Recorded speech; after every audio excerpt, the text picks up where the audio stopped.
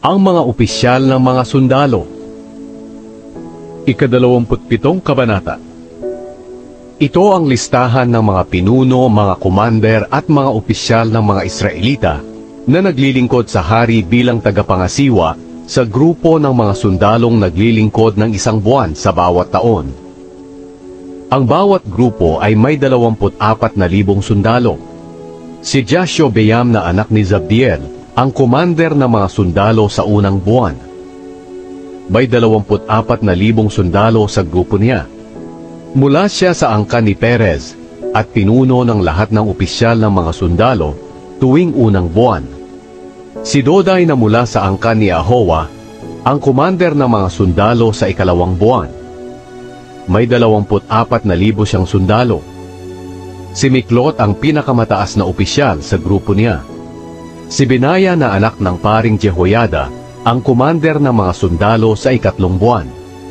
May 24,000 siyang sundalo sa kanyang grupo. Siya ang binaya na matapang na pinuno ng 30 matatapang na tauhan ni David. Ang anak niyang si Amizabad ang pinakamataas na opisyal sa grupo niya. Si Asahel na kapatid ni Joab ang commander ng sundalo sa ika-4 na buwan. Ang anak niyang si Zebadiah ang pumalit sa kanya. May 24,000 sundalo sa grupo niya. Si Shamut na mula sa angkan ni Izra ang commander sa ika-5 buwan. May 24,000 sundalo sa grupo niya.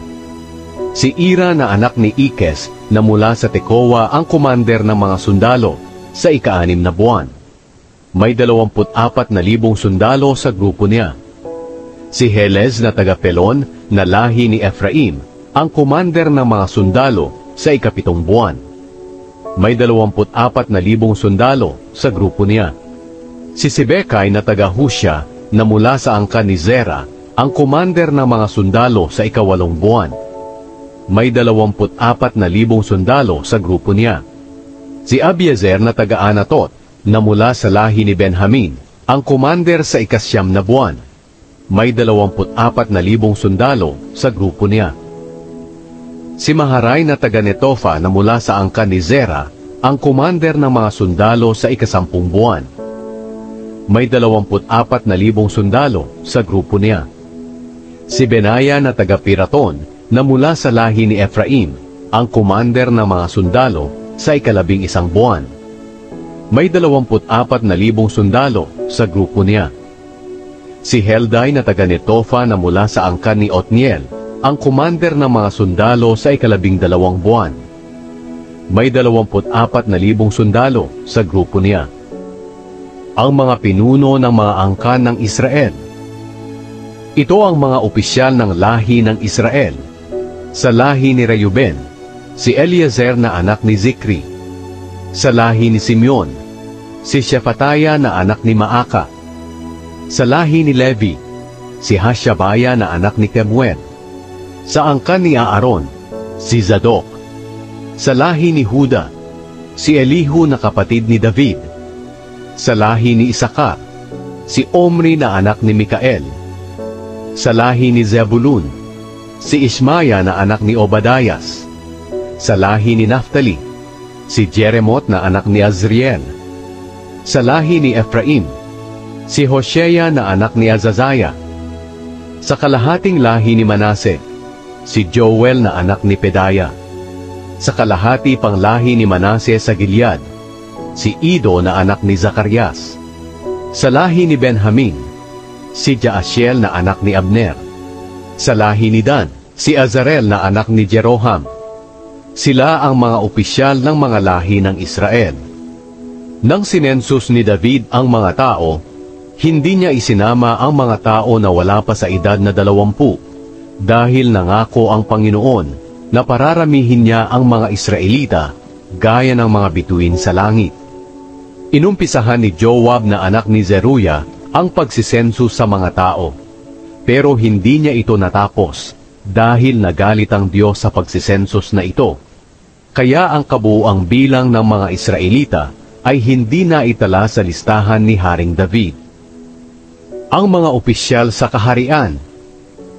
Si Azmavet na anak ni Adiel ang namamahala sa mga bodega sa palasyo ng hari. Si Jonathan na anak ni Uzziah ang namamahala sa mga bodega sa mga distrito, bayan, baryo, at sa mga tore. Si Ezri na anak ni Kelub ang namamahala sa mga nagtatrabaho sa bukid ng hari. Si Shimei na taga-Rama ang namamahala sa mga ubasan ng hari. Si Zabdi na taga-Sepham ang namamahala ng mga produkto nito, ang bunga ng ubas at alak ng hari. Si Baal-Hanan na taga-Geder ang namamahala ng mga puno ng olibo at sikomoro sa mga kaburulan sa kanluran. Si Joash ang namamahala sa mga bodega ng langis ng olibo. Si Sitray na taga-Sharon ang namamahala ng mga kawan ng hayop na pinapastol sa Sharon. Si Shaphat na anak ni Adlai ang namamahala ng mga kawan ng hayop sa mga lambak. Si Obil na Ismaelita ang namamahala ng mga kamelyo. Si Jedaiah na taga-Meronot ang namamahala ng mga asno. Si Jaziz na Hagreyo ang namamahala ng mga tupa. Silang lahat ang mga opisyal na namamahala sa mga ari-arian ni Haring David. Si Jonathan at tiyuhin ni Haring David ang tagapayo niya. Isa siyang matalinong tao at manunulat. Si Jehiel na anak ni Hakmoni ang guro ng mga anak ng hari. Si Ahitofel ang isa pang tagapayo ng hari. Ang arkeyo na si Hushai ay malapit na kaibigan ng hari.